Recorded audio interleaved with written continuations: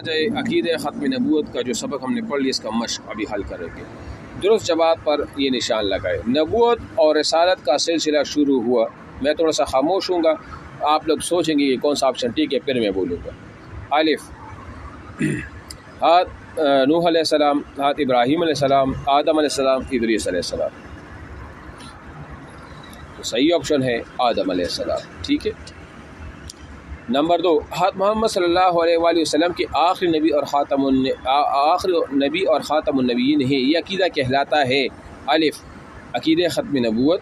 Number 2، عقیدہ رسالت۔ Number ج، عقیدہ توحید۔ دال، عقیدہ آخرت۔ جی عقیدہ صحیح آپشن عقیدہ ختم نبوت، ٹھیک ہے نا۔ جیم، دارہ اسلام سے خارج ہو جاتا ہے، والدین کا نافرمان۔ با، عقیدہ ختم نبوت کا منکر۔ جیم، جھوٹ بولنے والا۔ دال، بے نمازی۔ صحیح آپشن ہے عقیدہ ختم نبوت کا منکر، ٹھیک ہے۔ اچھا دال، عقیدہ ختم نبوت کے متعلق آیات شامل ہیں سورہ البقرہ میں، سورہ آل عمران میں، سورہ النور میں، سورہ محمد میں۔ جی یہاں پر یہ آیت ہے کہ یہ آیت ہے، یہ دیکھو، یہ ما کان محمد ابا احد من رجال ولکن رسول و خاتم النبیین، سورہ احزاب آیت نمبر 40 اور 33۔ یہاں پر یہ لازمی ذہن میں رکھیں، سورہ احزاب ہے، ٹھیک ہے۔ تو اس میں وما کان محمد کا لفظ قرآن مجید میں ٹوٹل کتنی دفعہ آیا ہے؟ 4 دفعہ آیا ہے، اور 1 دفعہ احمد کا لفظ قرآن مجید میں وہ آیا ہے۔ اس کو بھی انڈر لائن کریں کہ قرآن مجید میں آپ علیہ السلام کا نام ٹوٹل کتنی دفعہ آیا ہے؟ 4 دفعہ۔ اس طرح جبرائیل علیہ السلام کا نام بھی قرآن مجید میں ٹوٹل 4 دفعہ آیا ہے، اس کو بھی آپ انڈر لائن کرو، ٹھیک ہے۔ تو یہاں پر کون سا؟ سورہ الاحزاب، جیم آپشن وہ ٹھیک ہے۔ ہاں، نبوت در رسالت کی عمارت میں نبی علیہ السلام ہیں۔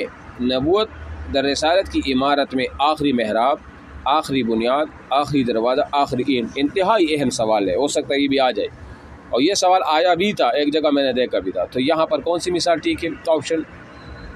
آپشن نمبر دال، آخری اینٹ، جو ابھی ہم نے پڑھ بھی لیا، ٹھیک ہے نا۔ یہ ہو گیا۔ باقی جو سوالات ہیں، خاتم النبی کی کیا معنی ہیں؟ جی عقیدہ ختم نبوت کے متعلق ایک آیت کا ترجمہ لکھے وغیرہ، یہ تو چلو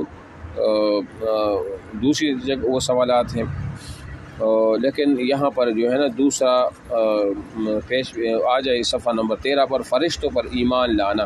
یہ اچھا جی، اب یہ سبق پڑھ لیتے ہیں۔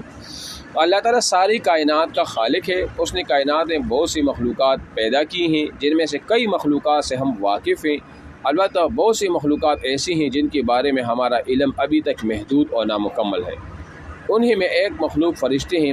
فرشتے اللہ تعالیٰ کی مخلوق ہے جنہیں اللہ تعالیٰ نے نور سے پیدا کیا۔ اچھا ایک اور بات بتاؤ، فرشتے کی تعریف کیا ہے اور شیطان جنوں کی تعریف کیا ہے؟ دیکھو فرشتوں کی تعریف یہ ہے، جسم نورانی یتشکل باشکال المختلفہ، یہ ایک نورانی جسم ہے جو کہ مختلف اشکال کے ساتھ نمودار ہوتی ہے۔ فرشتہ کسی بھی شکل میں آ سکتا ہے۔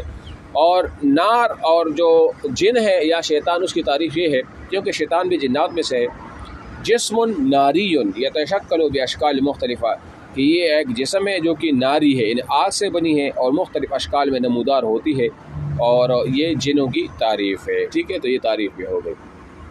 اچھا جی، اب آ جائے فرشتوں پر ایمان۔ اللہ تعالیٰ نے کائنات کا خالق ہے، اس نے کائنات میں بہت سی مخلوقات پیدا کی، جن میں سے کئی مخلوقات ہم واقف، البتہ بہت سی مخلوقات ایسی ہیں جن کے بارے ہمارا علم ابھی تک محدود اور نامکمل ہے۔ انہیں میں ایک فرشتے ہیں۔ فرشتے اللہ تعالیٰ کی مخلوق ہیں جنہیں اللہ نے نور سے پیدا فرمایا ہے۔ اسلام کے اہم عقائد میں سے ایک عقیدہ فرشتوں پر ایمان رکھنا ہے۔ اچھا بڑے فرشتے کون ہیں؟ وہ 4 ہیں۔ نمبر 1 جبرائیل علیہ السلام، اسرائیل علیہ السلام، میکائیل علیہ السلام، اسرافیل علیہ السلام۔ اور ان کے ذمہ کام کیا ہے؟ اگر سوال آ جائے کہ اس کی ذمہ کام کون سے؟ جبرائیل وہی لے آیا کرتا ہے انبیاء کرام، ابھی چونکہ وہ سلسلہ ختم ہوگا۔ اسرائیل علیہ السلام ملک الموت، روح قبض کرتا ہے۔ اسرافیل علیہ السلام سور پھونکے گا، اور میکائیل علیہ السلام یہ بارش اور رزق تقسیم کرتے ہو، بارش وغیرہ، بادل لانا، یہ سارا کام ان کے ذمہ ہے، ٹھیک ہے۔ یہ 4 بڑے فرشتے ہیں، یہ بھی ہو گیا۔ اچھا فرشتے اللہ تعالیٰ کی مخلوق ہے جنہیں اللہ نے نور سے پیدا کیا۔ اسلام کی بنیادی عقائد میں سے ایک عقیدہ فرشتوں پر ایمان رکھنا ہے۔ قرآن مجید میں فرشتوں کا تعارف ایک فرمان بردار اور اطاعت گزار مخلوق کے طور پر کروایا گیا ہے۔ جو اللہ تعالیٰ کی عبادت میں مصروف رہتے ہیں، اللہ تعالیٰ کی طرف سے عائد کردہ مختلف ذمہ داریاں ادا کرتے ہیں۔ قرآن مجید میں اللہ تعالیٰ کا ارشاد ہے، ان الذین عند ربک لا یستکبرون عن عبادتہ ویسبحونہ لہ یسجدون، ٹھیک ہے نا، کہ وہ فرشتے جو تیرے رب کے پاس ہیں وہ ان کی عبادت سے تکبر نہیں کرتے اور ان کی تسبیح کرتے ہیں، اس کو سجدہ کرتے ہیں۔ گویا فرشتوں کی تخلیق کا ایک مقصد اللہ کی عبادت ہے۔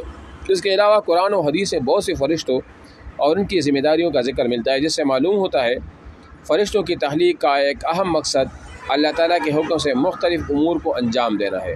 فرشتوں کی تعداد تو بہت زیادہ ہے اور ہم ان کی صحیح تعداد کے بارے میں نہیں جانتے، البتہ ان میں سے درجہ ذیل 4 فرشتے ہیں جو میں نے بتا دیے، لیکن اب ادھر بھی پڑھ لیتے۔ جبرائیل علیہ السلام نمبر 1 تمام فرشتوں کے سردار ہیں۔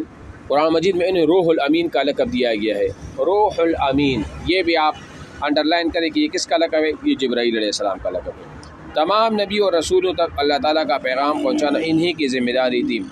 اچھا، آپ علیہ السلام کے پاس جبرائیل علیہ السلام 24,000 مرتبہ آئے ہیں وہی لا کر۔ کتنی دفعہ؟ 24,000 مرتبہ آپ علیہ السلام کے پاس جبرائیل علیہ السلام وہی لے کر آئے ہیں، یا آپ علیہ السلام کے پاس آئے تھے نازل ہو کر، اس کو بھی انڈر لائن کریں۔ ہمارے پیارے نبی علیہ الصلوۃ والسلام پر قرآن مجید میں انہی کی طرف نازل ہوا۔ قرآن مجید میں ارشاد ربانی ہے، وَإِنَّهُ لَتَنزِيلُ رَبِّ الْعَالَمِينَ نزل به الروح الامین۔ روح الامین سے مراد یہی ہے، سورہ شعراء کی آیت ہے، اور روح الامین کس کا لقب ہے؟ جبرائیل علیہ السلام کا ہے، ٹھیک ہے نا۔ دوسرا فرشتہ ہے میکائیل۔ حضرت میکائیل علیہ السلام کے اللہ کے مقرب فرشتوں میں سے ہیں۔ حضرت میکائیل علیہ السلام اللہ تعالیٰ کے حکم سے بارش برساتے ہیں، جیسے کہ میں نے آپ کو بتا دیا، ٹھیک ہے، اور لوگوں کے رزق کا انتظام بھی کرتا ہے، تو یہ بھی آپ انڈر لائن کر، جیسے میں نے پہلے بتا دیا۔ فرماتے ہیں کہ اللہ من کان عدو للہ وملائکتہ ورسلہ وجبریل ومیکائیل فإن اللہ عدو للکافرین، ٹھیک ہے، من کان عدو للہ وملائکتہ ورسلہ وجبریل ومیکائیل فإن اللہ عدو للکافرین، ٹھیک ہے، یہ آیت ہے۔ تو حضرت عزیر علیہ السلام اسرائیل علیہ السلام یہ بھی تیسرا فرشتہ ہے۔ ہر اسرائیل علیہ السلام کے ذمہ جانداروں کی روح قبض کرنا ہے، اور انہیں ملک الموت، ان فرشتوں کا ملک الموت کا فرشتہ بھی کہا جاتا ہے، یہ بھی انہیں کا لقب ہے، ٹھیک ہے۔ اسرافیل علیہ السلام، حضرت اسرافیل علیہ السلام کا شمار بھی اللہ کی مقرب فرشتوں میں سے، ان کے ذمہ قیامت کے سور پونگنا ہے۔ اس کے سور پونگنے سے سارا نظام کائنات درہم برہم ہو جائے گا۔ علاوہ ازیں قرآن مجید میں فرشتوں کو کرامن کاتبین کا ذکر بھی، یہ وہ فرشتے ہیں جو ہمارے کندھوں پر موجود ہوتے ہیں، ہم جو بھی کام کرتے ہیں ان سے یہ فرشتے اپنے پاس نوٹ کر لیتے ہیں۔ کرامن کاتبین ہمارے تمام اعمال کا ریکارڈ رکھتے ہیں۔ قرآن مجید میں ہے وَإِنَّ عَلَيْكُمْ لَحَافِظِينَ كِرَامًا كَاتِبِينَ يَعْمَلُونَ مَا تَفْعَلُونَ، یہ کرامن کاتبین یہ فرشتے بھی ذکر ہے، ٹھیک ہے۔ اور اس طرح ہاروت اور ماروت ان کا ذکر بھی ہے۔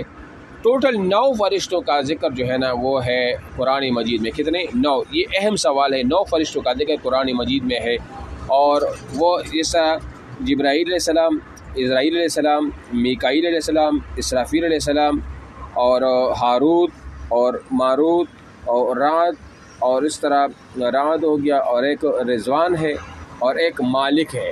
یہ ٹوٹل 9 فرشتے جو ہے نا قرآن مجید میں ان کا وہ ذکر ہے۔